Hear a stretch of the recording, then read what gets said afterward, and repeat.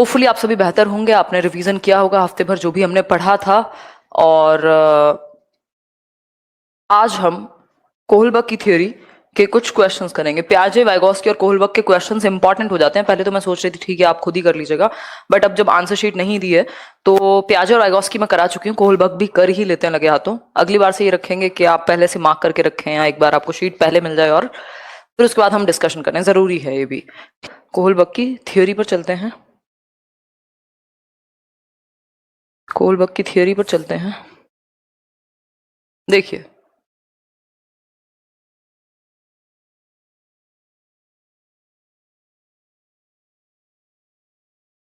ये देखिए first question देखिए। इन लॉरेंस कोहलबर्ग्स थियरी यानी कोहलबर्ग की थियरी में which level signifies the absence of morality in the true sense, यानी कौन सा एक लेवल है जो ये दर्शाता है किसकी एब्सेंस मॉरलिटी की, यानी नैतिकता की एब्सेंस को दर्शाता है। वही लॉरेंस कोहलबर्ग के सिद्धांत में कौन सा स्तर नैतिकता की अनुपस्थिति को सही अर्थ में सूचित करता है, नैतिकता की अनुपस्थिति को सही अर्थ में सूचित करता है, ये पूछा है। देखिए एक बार, लेवल 3 है, लेवल 4 है, लेवल 1 है, लेवल 2 है, ये मैंने आपके साथ डिस्कस किया था। एक बार फटाफट से बता दीजिए फिर हम आगे बढ़ जाएंगे। बिल्कुल आंसर क्या होगा इसका, लेवल 1 है। ये लेवल 1 है, स्तर 1 है, जिसमें कोई मॉरलिटी उसकी खुद की नहीं है, जीरो सेंस ऑफ मॉरलिटी है, एब्सेंस है मॉरलिटी की। मॉरलिटी से उसे फर्क नहीं पड़ता, बस उसको दंड से, पनिशमेंट से बचना है और अपना सेल्फ इंटरेस्ट देखना है, टिट फॉर टैट जिसको हम कह रहे हैं।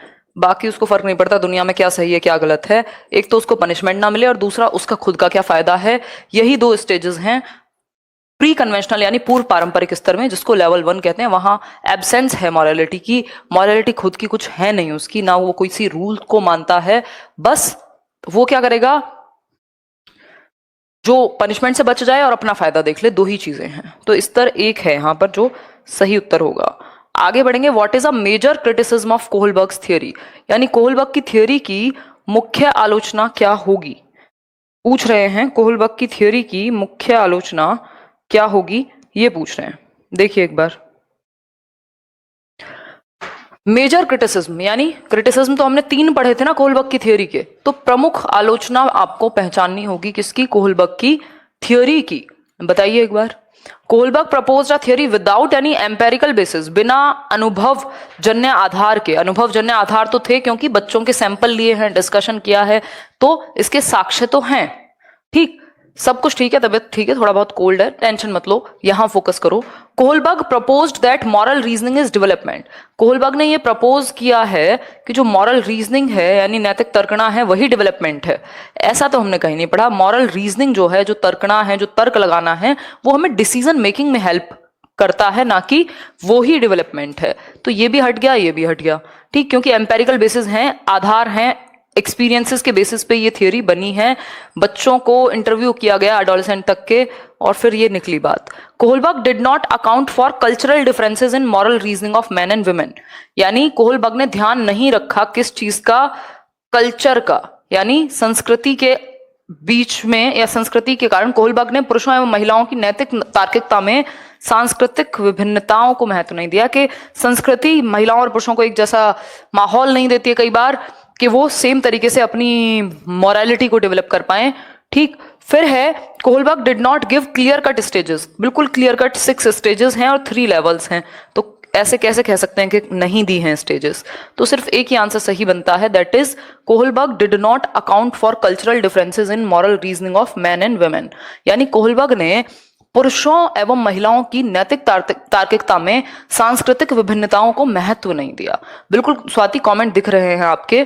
ठीक, तो हम कह सकते हैं कि कोहलबर्ग ने पुरुषों एवं महिलाओं की नैतिक तार्किकता में सांस्कृतिक विभिन्नताओं को महत्व नहीं दिया, यानी महिलाओं और पुरुषों की जो तार्किकता है, जो उनका सोचने का तरीका है, जो उनका डिसीजन मेकिंग है, जो उनके मॉरल डिसीजन है, वो अलग हो सकते हैं संस्कृति के अनुसार, ऐसा ध्यान ही नहीं दिया कोहलबर्ग ने। सिर्फ पुरुषों के ही सैंपल लिए, जेंडर बायस थियरी है ये, कल्चर को फोकस नहीं रखती, ऐसी इसकी आलोचना की गई है।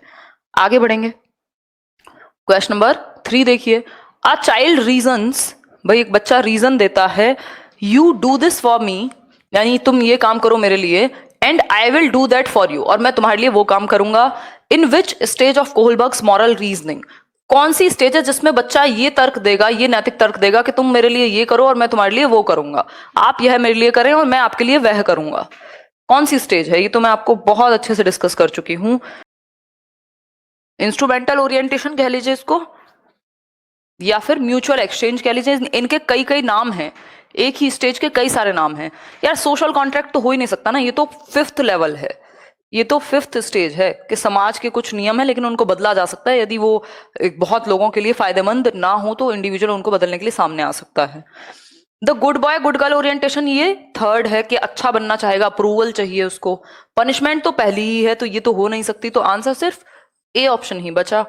इंस्ट्रूमेंटल पर्पस ओरिएंटेशन के पर्पस है उसका, मेरा क्या फायदा है, आपका क्या फायदा है, म्यूचुअल एक्सचेंज या इंस्ट्रूमेंटल पर्पस ओरिएंटेशन, इसके नाम कई सारे हो जाते हैं, ठीक। तो सहायक उद्देश्य अभिमुखीकरण, ठीक बात, ये बात क्लियर है या नहीं?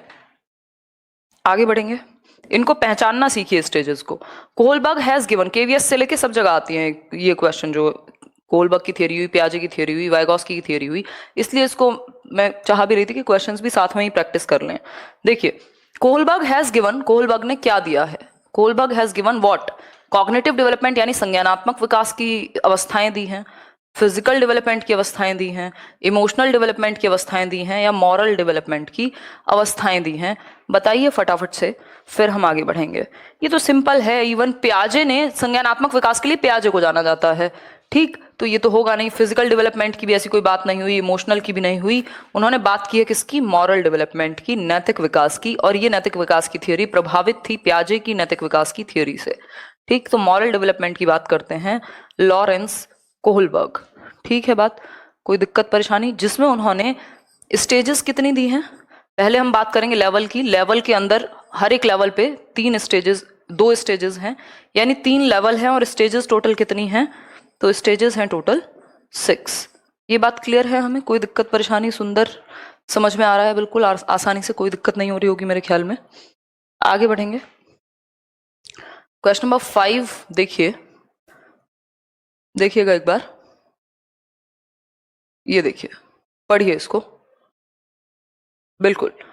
अगर हम बात करें विच one of the following is a correctly matched pair, यानी इनमें से कौन सा एक सही मिलान, या मिलान जो है वो ठीक है, जोड़ा जो है वो ठीक है। चंचल कह रहे हैं आप मुझे कराएंगे, दीपिका बिल्कुल कराएंगे, आप मुझे रिप्लाई नहीं देते। रिप्लाई तो दे रही हूँ, आपकी वजह से यहाँ आए हैं। अच्छा जी, धन्यवाद। मोनिका, क्या नाम था आपका? निकल गया नाम। शिफा, शिफा करिए, 3rd आंसर सही होगा। चलो चेक कर लेते हैं, कोई दिक्कत वाली बात नहीं है।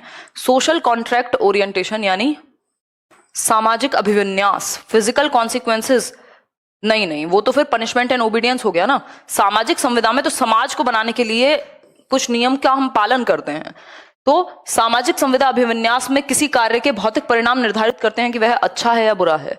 भौतिक परिणाम नहीं, वो ह्यूमैनिटी के लिए अच्छा है या नहीं है, वो निर्धारित करेगा। ये तो लॉ एंड ऑर्डर वाली बात, वो पनिशमेंट एंड ओबीडियंस वाली बात हो गई। तो ये मैच ठीक नहीं है इस स्टेज के हिसाब से, इसकी एक्सप्लेनेशन ठीक नहीं है। स्टेज और उसकी एक्सप्लेनेशन दी हुई है, मिल जाएंगे नोट्स पे Avinash. Punishment and obedience orientation यानी दंड एवं आज्ञा पालन की अगर हम बात करें, दंड एवं आज्ञा पालन की अगर हम बात करें, तो लॉज आर नॉट फिक्स्ड, यानी जो लॉज हैं वो फिक्स्ड नहीं है, but can be changed for the good of society.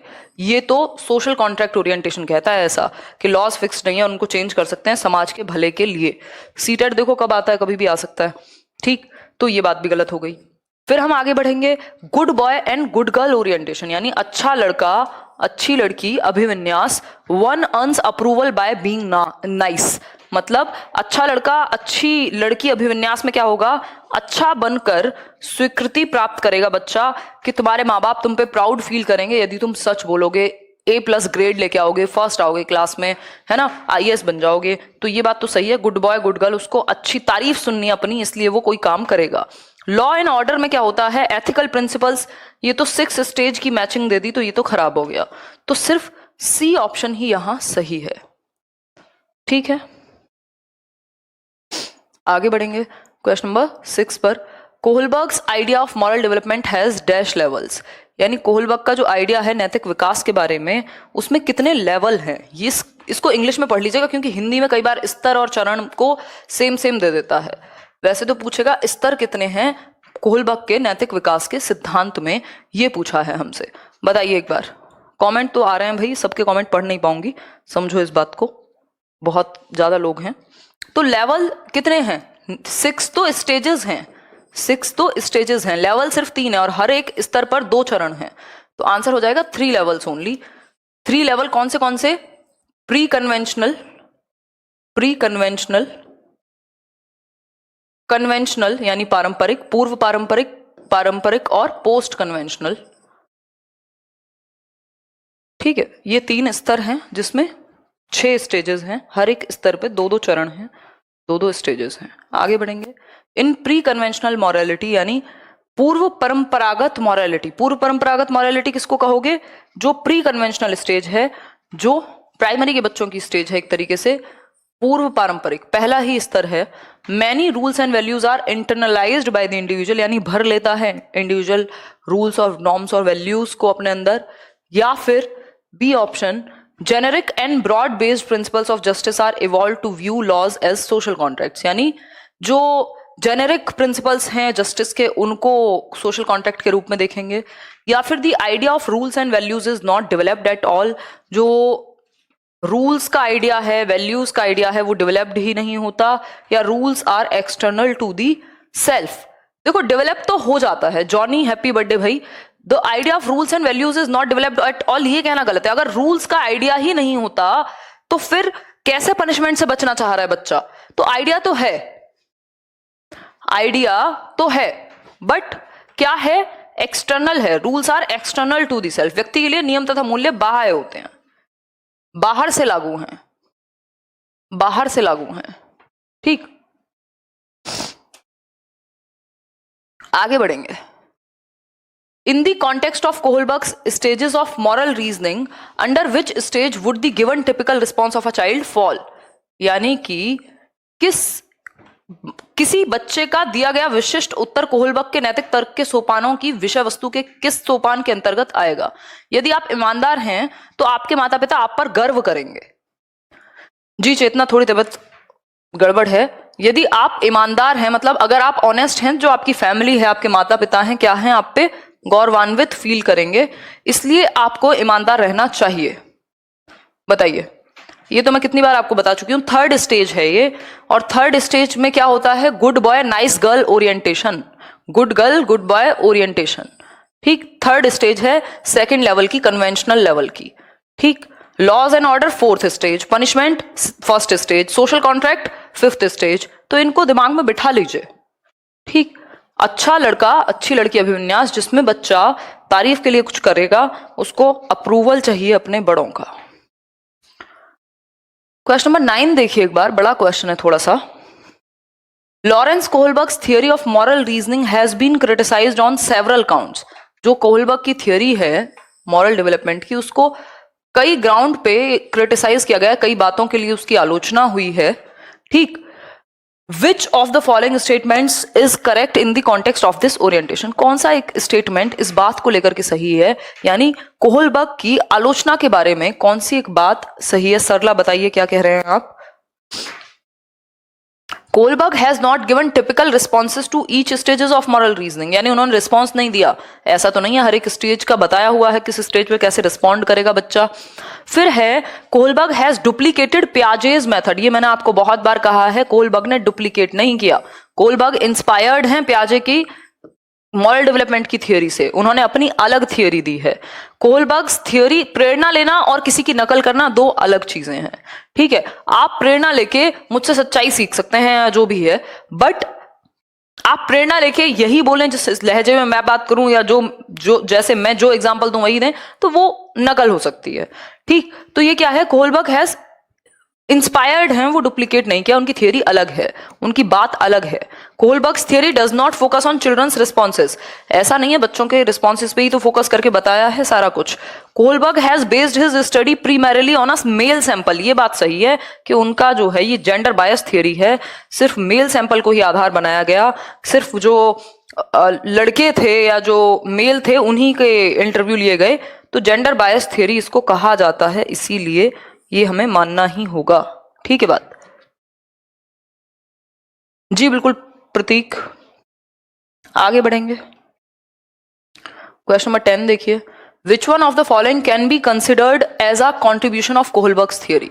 Kohlberg की थियोरी का कॉन्ट्रीब्यूशन किसको कहेंगे आप, ये पूछा है। कोहलबर्ग की थियोरी का कॉन्ट्रीब्यूशन आप किसको कहना चाहेंगे, ये पूछा है। बताइए एक बार, जल्दी से आंसर कीजिए। नहीं, डिलीट तो नहीं किया, पीडीएफ फाइल पे आ जाए क्वेश्चन की। मैं एक बार पूछ लूंगी इन लोगों से क्या गड़बड़ है, वैसे ऐसा तो कुछ किया नहीं है जी, ध्यान रखेंगे Priya. The theory has elaborate testing procedures, testing की तो कहीं बात ही नहीं हुई।